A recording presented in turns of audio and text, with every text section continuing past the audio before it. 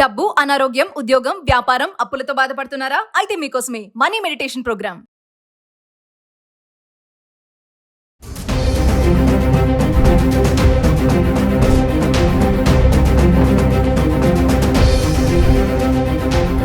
నమస్తే, welcome back to Suman TV. ప్రస్తుతం మనతో పాటు ఉన్నారు consumers affairs committee chairman Mandari Krishna Reddy గారు. నమస్తే సార్. నమస్తే అమ్మా. సార్, మనం బంగారం ధరల గురించి మాట్లాడుకుంటున్నాము. అయితే కనకం డౌన్ అవుతుందని చెప్పేసి కొన్ని వార్తలు వస్తున్నాయి. మనం గత వీడియో చెప్పుకున్నాం 70,000 వరకు వస్తుంది బంగారం అని.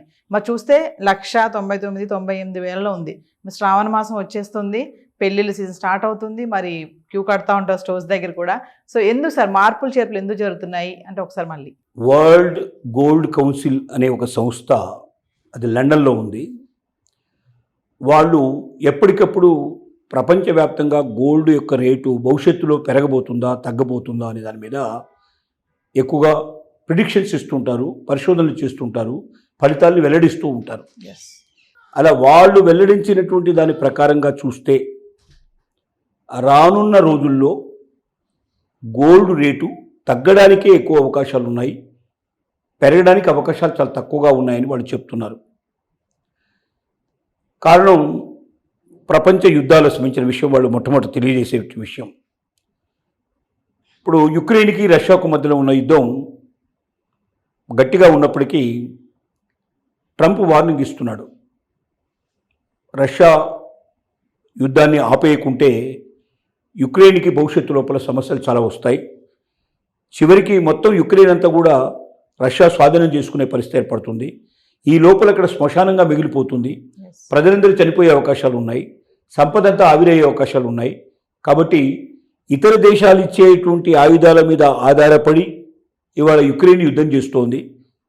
రష్యాకు తన సొంతంగా బలం ఉంది కాబట్టి రష్యా బలంతో యుక్రెయిన్ని సర్వనాశనం చేసే అవకాశాలు ఉన్నాయి. కాబట్టి అక్కడున్న ప్రజలు క్షేమంగా ఉండాలన్నా, అక్కడున్న సంపదలు క్షేమంగా ఉండాలన్నా యుక్రెయిన్ తన యుద్ధాన్ని మానేసి రాజీ పడి రష్యాతో సంధి చేసుకోవాల్సిన అవసరం ఉంది అని ఈరోజు కూడా ట్రంప్ యుక్రెయిన్కి వార్నింగ్ ఇచ్చారు. అంటే ఒకవేళ ఈ యుద్ధం ఆగిపోయినట్టయితే ఇక మిగతా యుద్ధాలన్నీ దాదాపుగా ఒక కొలుక్కు వచ్చినట్టే. పాకిస్తాన్కి ఇండియాకు మధ్యలో ఉన్న యుద్ధం ఆగిపోయింది. అలాగే మనకు ఇటు ఇరాన్ తోటి ఇజ్రాయెల్కు ఉన్నటువంటి యుద్ధం ఆగిపోయింది. హమాస్కు దానికి మధ్యలో జరుగుతున్న యుద్ధం కూడా ఆగిపోయే ఆలోచనలోనే ఉన్నాయి. కాబట్టి ప్రపంచంలో ఎక్కడా యుద్ధాలు లేని పరిస్థితి ఏర్పడితే నెంబర్ 1 పాయింట్. నెంబర్ 2 పాయింట్ ఏంటంటే డాలరు బలహీన పడితే, డాలర్ బలహీన పడే అవకాశాలు చాలా ఎక్కువగా ఉన్నాయి. డాలర్ బలంగా ఉంటే గోల్డ్ రేటు పెరగడానికి అవకాశాలు ఎక్కువ ఉంటాయి. డాలర్ బలహీన పడితే గోల్డ్ రేటు తగ్గడానికి పాసిబిలిటీస్ ఉంటాయి.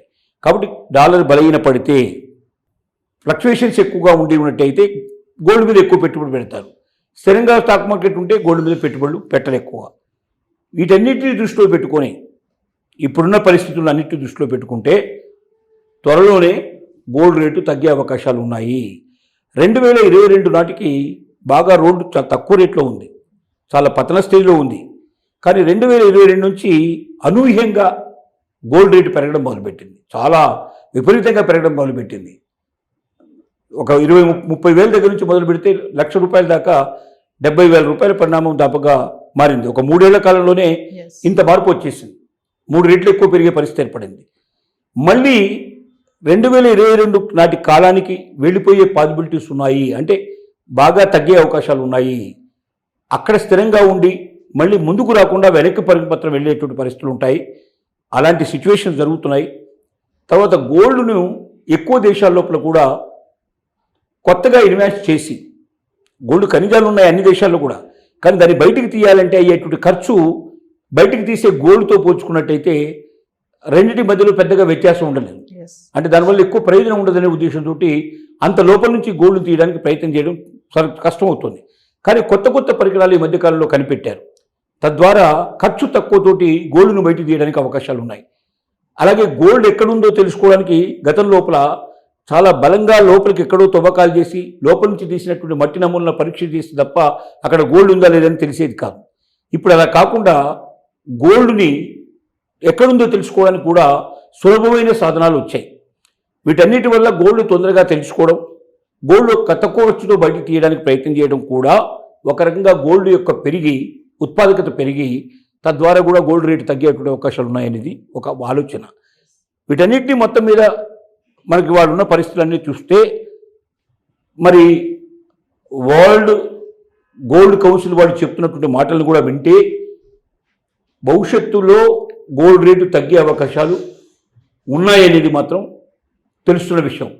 బట్ ఇవన్నీ కారణాలు కరెక్ట్గా ఉంటేనే దానికి ఇది అన్వయించుకోవాలి. ఇందులో ఏ కారణం మారిపోయినా ఆటోమేటిక్గా మళ్ళీ దీని ఫ్లక్చుయేషన్స్ వచ్చే అవకాశాలు కూడా ఉంటాయి. దాన్ని మనం దృష్టిలో పెట్టుకోవాలి. అంటే సార్ రీటైల్ ఇన్వెస్టర్స్ది పెట్టుబడి కూడా డిమాండ్ తగ్గిపోతుంది అని చెప్పేసి కూడా అంటున్నారు. అది సార్ మరి అది కూడా ఒక రకమైన కారణమే. ఎందుకంటే రేట్ ఎక్కువ అవుతున్నా కొద్ది కొనేవాళ్ళ సంఖ్య తగ్గిపోతూ ఉంటుంది, డిమాండ్ ఆటోమేటిక్గా తగ్గిపోయే అవకాశాలు ఉన్నాయి. రేట్ ఎక్కువ అవుతున్నా కొద్ది డిమాండ్ తగ్గుతుంది. ఎంత తగ్గుతుందంటే కొనేవాళ్ళ సంఖ్య తగ్గిపోతుంది. అఫోర్డబిలిటీ తక్కువ, అంటే బాగా డబ్బున్న వాళ్ళు కొనుక్కోగలరు తప్ప పేదవాళ్ళు కానీ మధ్యతరగతి వాళ్ళు కానీ దాని దూరం అయ్యే అవకాశం ఉంది. తద్వారా కూడా డిమాండ్ ఎప్పుడైతే తగ్గుతుందో అప్పుడు ఆటోమేటిక్గా రేటు తగ్గడానికి కూడా పాసిబిలిటీస్ ఉన్నాయి. Thank you sir.